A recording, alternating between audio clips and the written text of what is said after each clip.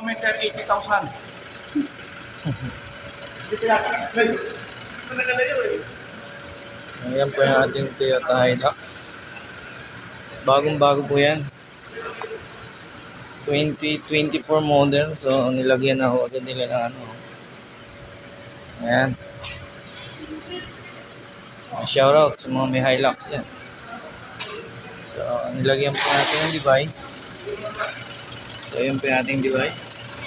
Teco Greentech. Ang simple installation po niyan is ito yung ating water. Galing po dito yan. So, hinugot po muna natin. So, naglagay tayo na adapter going sa ating device. So, dalawang blue, yung blue na nasa baba. Ayan yung tapos, yung hot water ikot niya sa ating device, babalik dito sa ating reservoir. So, yan po yung sa kanyang water.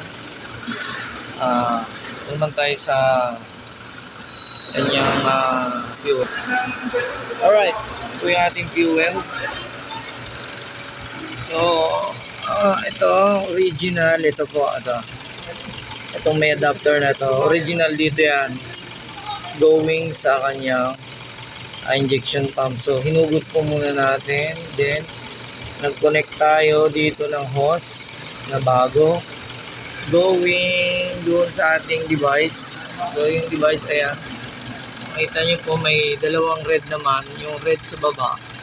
Yun po yung intake ng ating fuel sa device. Then, yung out niya, itong red na nasa taas. Ito na po yun. Ito po yung hose na yan. Ito.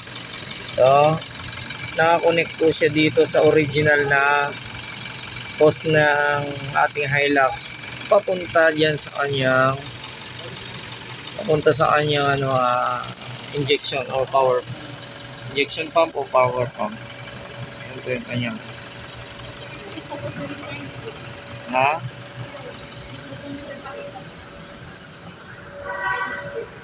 So, tingnan po natin yung odometer niya. So, nakikita nyo po.